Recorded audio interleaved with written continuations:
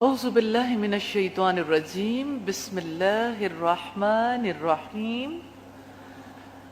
اللہ تعالیٰ کے دنوں میں سے ایک دن شعبان کا دن ہے، وہ دن جس کے بارے میں بہت سی کنفیوژنز ہیں، بہت سی الجھنیں ہیں ذہنوں میں، بہت سے تصورات ہیں جو یقین کی حد تک پہنچے ہوئے ہیں۔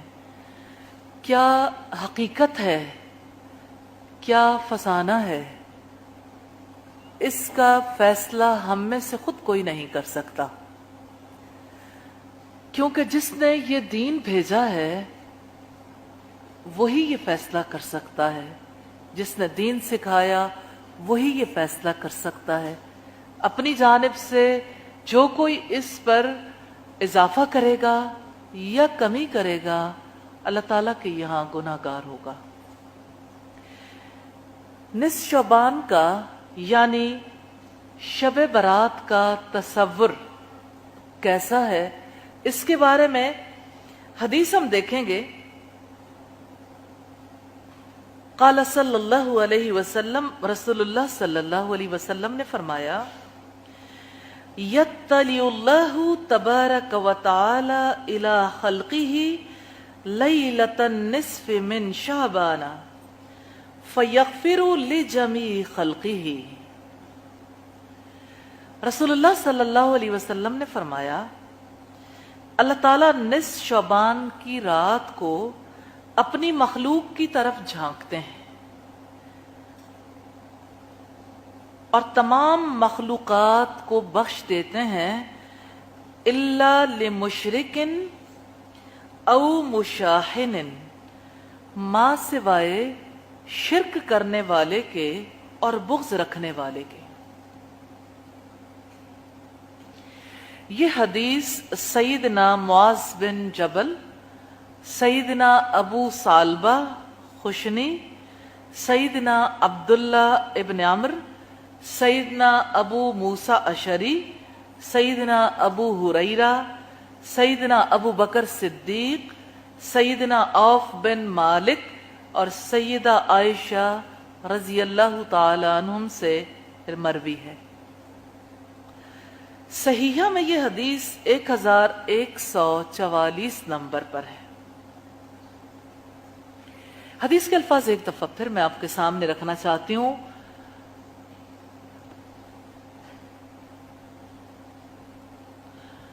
رسول اللہ صلی اللہ علیہ وسلم نے فرمایا، اللہ تعالیٰ نصف شعبان کی رات کو اپنی مخلوق کی طرف جھانکتے ہیں۔ پہلی بات ثابت ہو گئی کہ رات خاص ہے، اپنی مخلوق کی طرف اللہ تعالیٰ جھانکتے ہیں اور تمام مخلوق کو بخش دیتے ہیں، مغفرت فرماتے ہیں سوائے شرک کرنے والے کے اور بغض رکھنے والے کے۔ اس کا مطلب یہ ہے کہ مشرک کے لیے بخشش نہیں اور بغض رکھنے والے کے لیے بخشش نہیں ہے۔ حدیث کے صریح الفاظ سے جو بات ہمیں پتہ چلتی ہے وہ یہ کہ نصف شعبان کی رات کو اللہ تعالی مخلوق کی طرف جھانکتے ہیں۔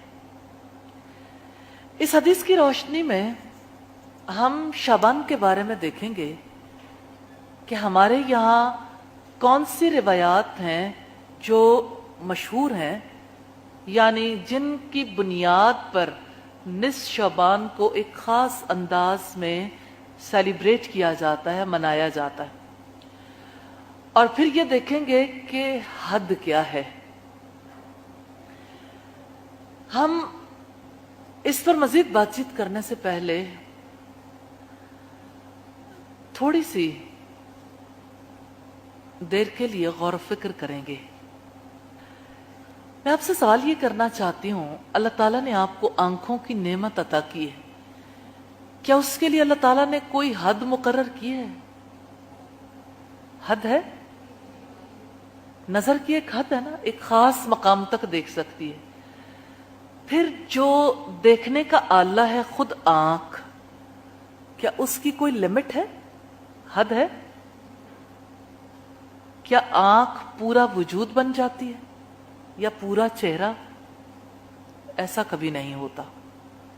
हम बनाना भी चाहें तो नहीं बना सकते। हमारे कान फैलकर हमारा पूरा वजूद नहीं बन जाते। हमारी सारी जिंदगी समात नहीं बन जाती।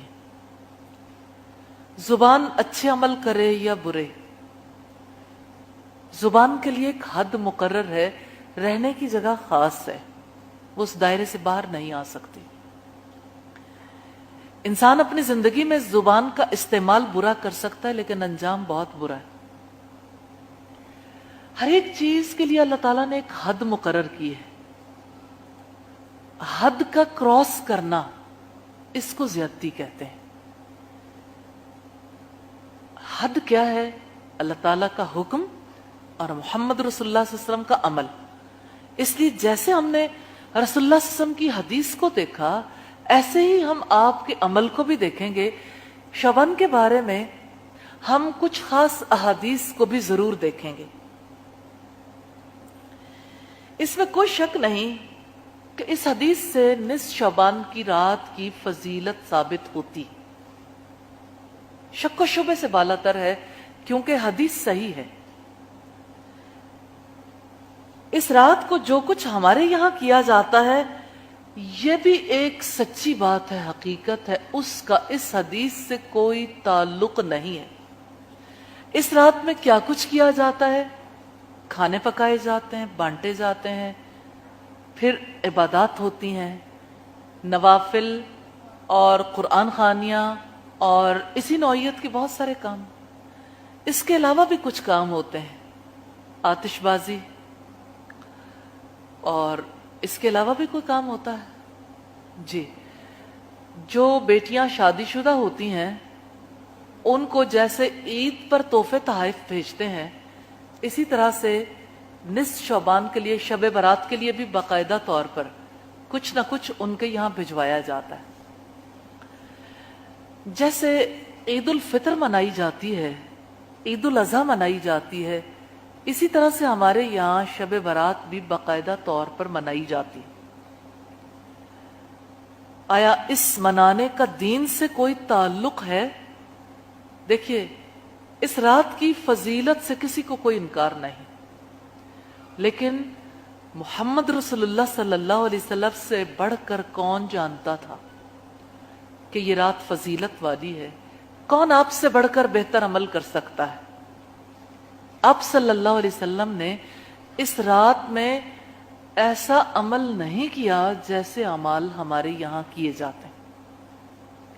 न इस रात के लिए आपकी बेटी के लिए कोई खास खाने गए, ना कोई लिबास गए, ना इसके लिए कोई आतिशबाजी की मुहिम हुई, ना इसके लिए बाकायदा कुरान खानी हुई, ना नवाफिल का एहतमाम, ना खाने बने, ना हलवा पूरी बनाई गई, ना ही इस नौयत के और खाने।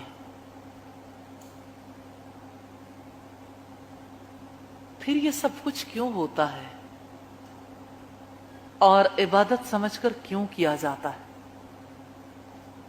उसकी रीजन है, हमारे यहां किसी काम को इबादत करार देने के लिए अल्लाह ताला और उसके रसूल की तरफ देखना उमूमी तौर पर जरूरी ख्याल नहीं किया जाता। इसका फैसला कुछ लोग आपस में बैठकर कर लेते हैं, फिर अपनी बात को पुख्ता बनाने के लिए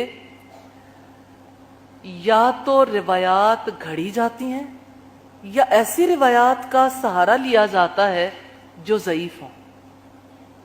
इस वजह से इसकी हकीकत को समझना जरूरी है, क्योंकि मगफिरत तो हर एक को अजीज है, हर एक मगफिरत चाहता है, लेकिन रसूलुल्लाह सल्लल्लाहु अलैहि वसल्लम ने वाज़ेह कर दिया, न मुशरिक की मगफिरत होगी न बुग़्ज़ रखने वाले की। इसलिए देखना क्या है?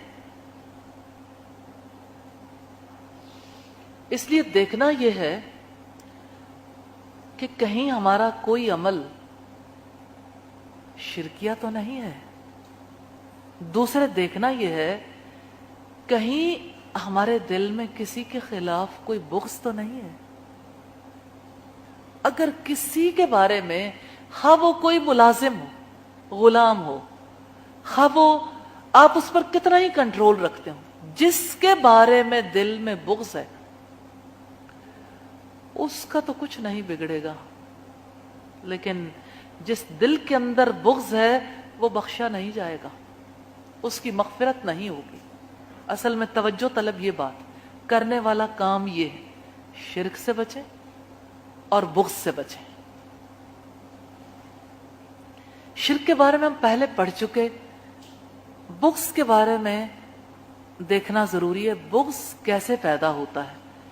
انسان جب کسی سے بدگمان ہوتا ہے تو دل میں اس کے بارے میں کوئی اچھا خیال نہیں آتا، نہ وہ خیال جگہ پکڑ سکتا ہے۔ برا خیال دل میں آتا ہے اور وہ دل میں جم جاتا ہے۔ جب وہ دل میں جم جاتا ہے پھر آپ جانتے ہیں کہ جیسے کمپیوٹر کی پیچھے سے جو سیٹنگز کر دی جاتی ہیں اسی کے مطابق اس میں کوئی پروگرامز چلائے جا سکتے ہیں۔ دل میں اگر بغض کا سافٹ ویئر ڈاؤن لوڈ کر دیں یا اس کی بیسک پروگرامنگ ہی بغض کی بنیاد پر ہو تو سمجھ لیجئے بخشش کبھی نہیں ہوگی۔ جس انسان سے بغض ہوتا ہے اس کی کوئی بات اچھی نہیں لگتی، اس کے بارے میں اچھا تذکرہ بھی کسی سے نہیں ہوتا، ہر ایک بات انسان نیگیٹولی لیتا ہے۔ تو دل کے اندر بغض پالنا یہ کوئی سادہ سا آسان سا معاملہ نہیں ہے، مشکل کام ہے۔ اور اس بغض کی وجہ سے ایک تو انسان کو محنت بہت کرنی پڑتی، ہر وقت آپ یوں سمجھ لیں جیسے انگارے دہکتے ہیں نا تو دہکانا مشکل ہوتا ہے، اسی طرح سے بغض کی آگ بھڑکانا بھی بڑا مشکل کام ہے، لیکن شیاطین اس راستے پر انسان کو لگا دیتے ہیں۔ اس وجہ سے اس چیز کی طرف توجہ کرنے کی ضرورت ہے، کسی کے بارے میں دل میں بغض تو نہیں ہے۔ تو اگر آپ ان دو امور پر غور کرتے ہیں تو دیکھیے تیسری کوئی بات نہیں جو یہاں بتائی گئی ہو کہ فلاں کام کرنا چاہیے، فلاں کام کرنا چاہیے، کیونکہ اصل میں کرنے والے کام یہی ہیں کہ انسان اللہ کا حق پورا دے، یعنی توحید پرست ہو، شرک نہ کرے، اور بندوں کو ان کا حق پورا دے، ان سے بغض نہ رکھے، ان کے بارے میں اچھا گمان رکھے، کیونکہ حسن ظن حسن عبادت میں سے ہے۔ جہاں بھی کوئی دل کے اندر بغض پال لیتا ہے وہ بغض حسد تک جا پہنچتا ہے، حسد انتقام تک، اور انتقام کی وجہ سے کتنے ہی لوگ قاتل بن جاتے ہیں، قتل تک جا پہنچتی ہے بات۔ آدم علیہ السلام کے پہلے بیٹے نے کیسے اپنے بھائی کو قتل کیا تھا؟ بغض ہی تو پیدا ہوا تھا، پھر حسد ہو گیا، انتقام کا جذبہ پروان چڑھا اور قتل کر دیا۔ تو بغض رکھنا کوئی چھوٹا معاملہ نہیں ہے، دراصل یہ کینسر سے بھی زیادہ مہلک بیماری، روحانی طور پر اتنا زیادہ اس کا اثر ہے انسان پر۔ اسی وجہ سے اللہ تعالیٰ بغض کے لیے بغض رکھنے والے کی بخشش نہیں کریں گے۔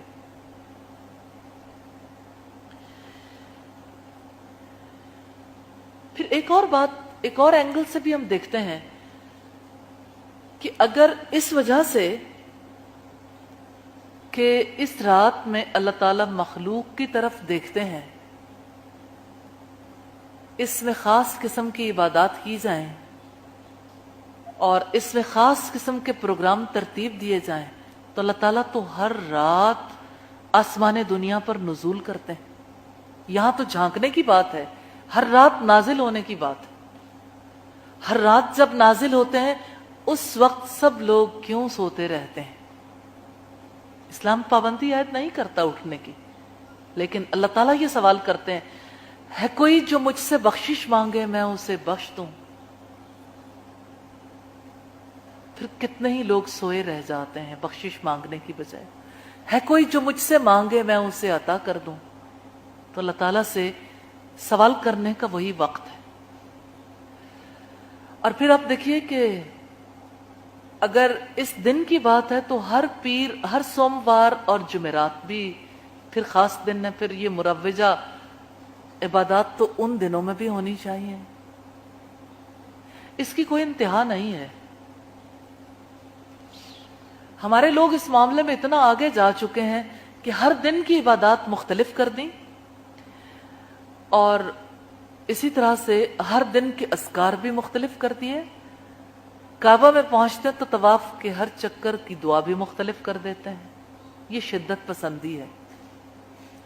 آپ جو بھی دعا کرنا چاہیں، کوئی روک رکاوٹ نہیں ہے، لیکن کوئی خاص کرنا چاہیں گے تو یہ سنت سے انحراف ہے، کیونکہ اللہ تعالیٰ کو تو وہی عمل پسند ہے، اس کی محبت بھی تب ملتی ہے، مغفرت بھی تب ہوتی ہے جب ہم نبی صلی اللہ علیہ وسلم کی پیروی کرتے ہیں۔ دلیل ہے سورہ آل عمران کی آیت نمبر 31، قُلْ إِن كُنتُمْ تُحِبُّونَ اللَّهَ فَاتَّبِعُونِي يُحْبِبْكُمُ اللَّهُ، کہہ دو کہ اگر تم اللہ تعالیٰ سے محبت رکھتے ہو تو میری پیروی کرو، اللہ تعالیٰ تم سے محبت کریں گے، وَيَغْفِرْ لَكُمْ ذُنُوبَكُمْ، اور تمہارے لیے تمہارے گناہوں کو بخش دیں گے۔ سیدنا ابو ہریرہ رضی اللہ تعالی عنہ بیان کرتے ہیں، رسول اللہ صلی اللہ علیہ وسلم نے فرمایا، تُعْرَضُ الْأَعْمَالُ فِي كُلِّ اثْنَيْنِ وَخَمِيسٍ، ہر سوموار اور جمعرات کو بارگاہ الہی میں اعمال پیش کیے جاتے ہیں۔ فَيَغْفِرُ اللَّهَ لِكُلِّ امْرِئٍ لَا يُشْرِكُ بِاللَّهِ، بس اللہ تعالیٰ ہر اس شخص کے گناہ معاف کر دیتا ہے جو اللہ تعالیٰ کے ساتھ کسی کو شریک نہ کرتا، سوائے اس شخص کے کہ اس کے اور اس کے بھائی کے درمیان دشمنی اور کینہ ہو، تو اللہ تعالیٰ فرماتا ہے ان دونوں کو چھوڑ دو یہاں تک کہ صلح کر لیں۔ یہ مسلم کی روایت ہے 2565 نمبر پر، اور کتنی زیادہ مشابہت ہے دونوں احادیث میں۔ 2 دنوں کے بارے میں بھی وہی بات ہے جو بات نصف شعبان کے بارے میں۔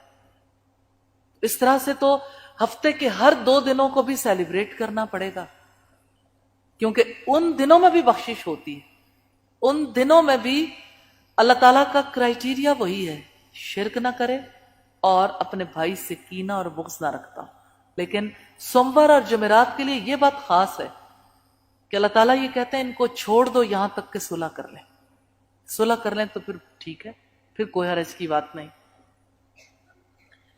تو یہ اللہ تعالیٰ کا ایک نظام ہے، اس نے اپنی بخشش کے لیے کچھ اوقات مختص کیے ہیں، تو ہمیں یہ زیب نہیں دیتا کہ ان دنوں میں، ان اوقات میں اپنی طرف سے عبادات کا تعین کریں۔